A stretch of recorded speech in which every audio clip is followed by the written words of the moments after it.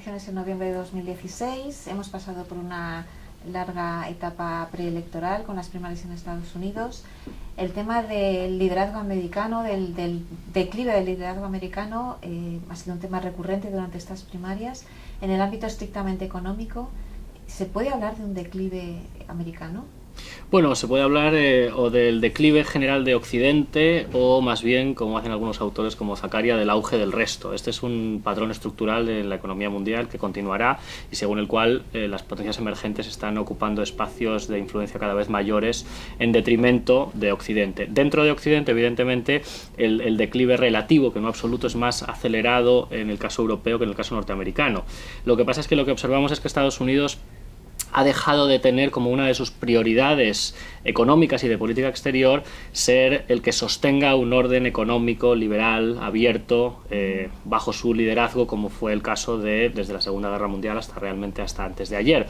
Y por lo tanto vemos que Estados Unidos está jugando de una manera más estratégica precisamente para intentar que su declive en relación a los emergentes y sobre todo a China sea lo más lento posible y por lo tanto está prestando mucha atención a revitalizar su economía desde el punto de vista interno y emplear menos recursos en esta gobernanza económica global que sabemos que está un poco coja en parte por la ausencia de liderazgo americano. Has mencionado a China. En estas primarias y también en noviembre se espera que el tema económico doméstico, ¿no? El tema de la economía del americano medio sea uno de los temas claves. Y aquí China, por ejemplo, surge también como parte de esa preocupación económica o de esos pérdida de puestos de trabajo que puede afectar de alguna manera, ¿no? ¿Cómo puede ser la relación con China? ¿Cómo ve Trump la relación con China? ¿Cómo la puede ver Clinton? Sí, bueno, en primer lugar aquí habría que dejar muy claro que la economía americana está fuerte, está creciendo en el entorno del 2,5%, que ya quisiera la zona euro estar en ese nivel, ha recuperado un nivel de desempleo del 5%, que es el que tenía antes de la crisis, y por lo tanto, con una serie de políticas económicas, monetarias y fiscales más expansivas y una limpieza del sistema financiero muy rápida en 2009, ha conseguido hacer que esta crisis sea mucho más suave de lo que podía haber sido. Y esto básicamente es algo que se deja ver en multitud de ámbitos y que también los ratings que tiene Obama al salir demuestran que hay una satisfacción con la gestión económica, tal vez más críticos con la reforma financiera, pero en general con cómo se ha llevado la situación. Ahora bien, lo que aparece es lo que llamamos en general el China bashing, ¿no? Esta idea de echarle la culpa a la competencia china de todos los males. En el caso de Trump se añade la competencia de los trabajadores mexicanos.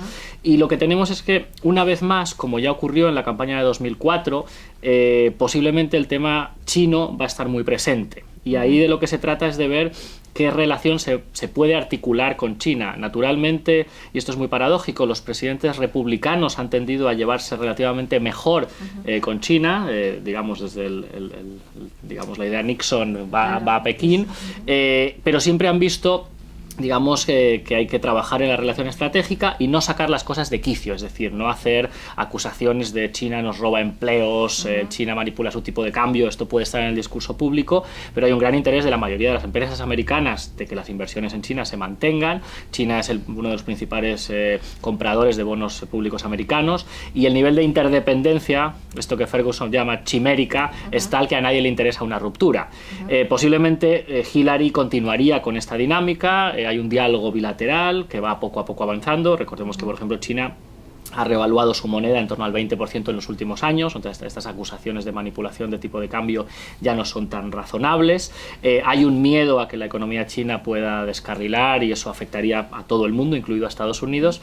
El problema es que la incógnita es qué pasa con Trump. Realmente el discurso de Trump en el caso de China y también de México es digamos, muy agresivo y tiene bastante poco fundamento económico en términos agregados, aunque sí que es cierto que hay un gran número de trabajadores americanos y hay estudios recientes que indican que en aquellos sectores y en aquellas regiones donde la competencia china ha sido más fuerte sí que ha habido un impacto de pérdidas de empleo y ahí es precisamente donde los votantes se han ido a los extremos, tanto a Sanders como a Trump, pero no sabemos cómo podría reaccionar. Todo el mundo habla de que un Trump presidente sería mucho más calmado y más razonable, pero eso es una gran incógnita. Precisamente uno de los elementos de Trump es la impredictibilidad que tenemos, ¿no?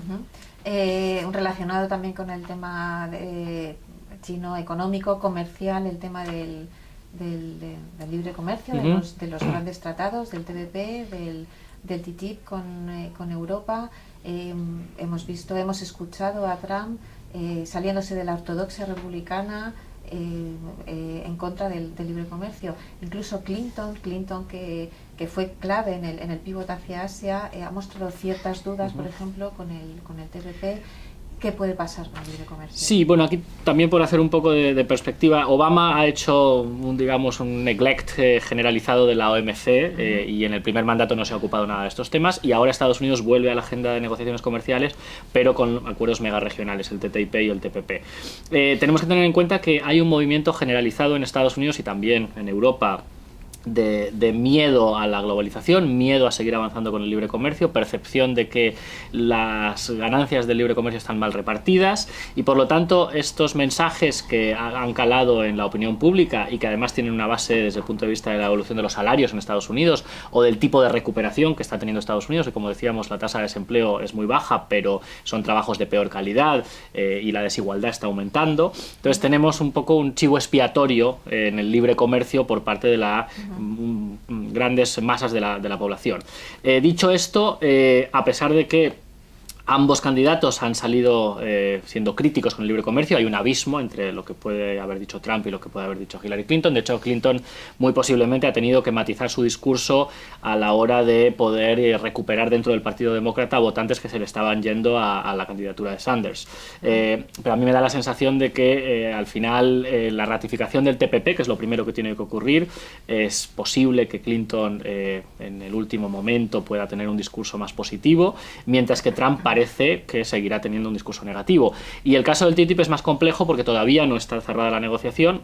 De hecho, es muy posible que no se pueda cerrar antes de que termine el mandato de Obama, que era lo que Obama quería, y si ganara Trump, yo creo que esa negociación sería muy difícil que continuara. Si ganara Clinton, habría que ver cómo se puede reencauzar para reducir las susceptibilidades que sobre todo tenemos en el lado europeo, no tanto en el americano. En Estados Unidos da más miedo el TPP por la idea de que los emergentes asiáticos tienen costes bajos. En Europa, de alguna manera, hay más preocupación por el TTIP por el tema de que el estado del bienestar europeo es distinto al americano. Has mencionado de pasada la palabra clave que ha sido en las primeras del tema de la desigualdad. Sanders ha hecho muchísimo hincapié en la desigualdad, la creciente desigualdad en Estados Unidos entre ricos y pobres, que contrasta un poco con la situación económica, macroeconómica de Estados Unidos, que según las cifras pues está mejorando, ¿no? ¿Hasta qué punto es tan importante este tema de la desigualdad? Yo creo que la desigualdad ha entrado en la campaña, ya entró en el último discurso del Estado de la Nación, el anterior. Obama habló de que este era uno de los grandes retos, lo tenemos en Europa, y yo creo que aquí tenemos que tener claro que hay dos fuerzas muy poderosas que tienden a aumentar la desigualdad. Una es la propia globalización, que al generar ganadores y perdedores hace que, digamos, los trabajadores cualificados, los propietarios de capital, tengan mucho más que ganar, y los trabajadores menos cualificados vean cómo sus salarios se reducen o se quedan en paro. Y el otro es el cambio tecnológico, que está siendo muy rápido y que está sustituyendo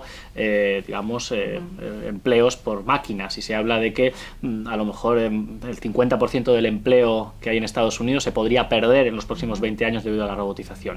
Entonces estas dos fuerzas son muy potentes y además no se van a detener.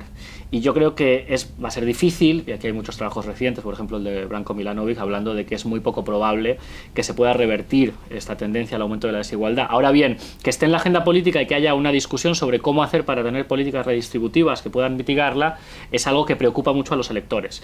El problema, nuevamente, es qué tipo de políticas se pueden hacer, porque la propia globalización también hace más difícil gravar a las grandes fortunas o a los más ricos, y tampoco tenemos muy claro qué se puede hacer. Es decir, sobre el programa de Hillary, nuevamente es algo más predecible, es la versión demócrata que suele ser, pues construyamos un poco más de estado del bienestar. Obamacare va en esa dirección, va precisamente la idea de mantener un seguro de desempleo para todo el mundo aunque no tenga empleo, porque en Estados Unidos mucha gente que si no tiene trabajo no tenía seguro de desempleo.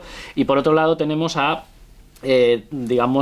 propuestas como aumentar el dinero para el Fondo de Ajuste para la Globalización, que es un proyecto americano que digamos que para los desplazados o los perdedores del libre comercio. Esto habría que presupuestarlo más y después repensar algunos elementos de la progresividad del sistema fiscal. En el caso de Trump es mucho más complicado porque no sabemos exactamente, dice que va a gravar a los ricos, pero después muchos de los que le apoyan y él mismo no sabemos muy bien si estaría de acuerdo con esas hipótesis, y después es mucho más impredecible. Pero lo que está claro claro es que a mí me parece que el debate sobre la desigualdad está aquí para quedarse y lamentablemente, porque yo creo que este es un tema que puede socavar la legitimidad de la globalización o en la globalización si no se gestiona bien, no es fácil revertirla o frenarla. Y por último, Sanders ha sido un candidato bastante duro para un corredor bastante duro en esta carrera, ¿no? Para Hillary Clinton. Ha logrado precisamente que algunos de sus temas aparecieran precisamente en la campaña de Hillary, ¿no? Porque le estaba quitando votos. Uno de los temas ha sido el tema de Wall Street. Se acusaba a Hillary Clinton de sus lazos o de su simpatía con Wall Street. Él con esa bandera contra Wall Street. ¿Qué importancia va a tener en la campaña? Sí, yo creo que sabemos que Estados Unidos aprobó Dodd-Frank, la reforma financiera, en 2010, en la primera parte del mandato de Obama, el primer mandato. Es una reforma que para muchos queda como descafeinada, es decir, no se ha hecho una transformación estructural del sistema financiero, en parte porque este lobby de Wall Street sigue siendo muy importante.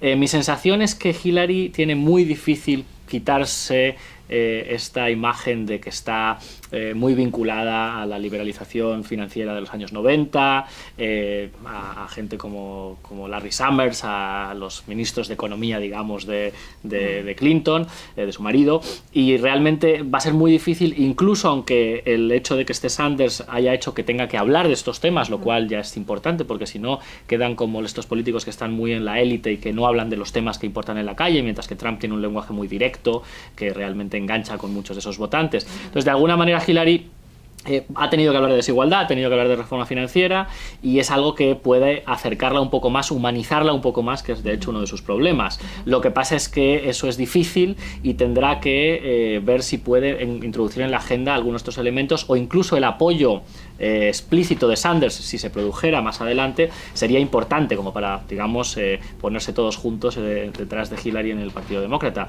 Si no, en elementos como desigualdad, Wall Street, libre comercio versus neoproteccionismo, Trump tiene un discurso muy facilón que hacer, que es difícil que no cale en algunas partes de la opinión pública americana.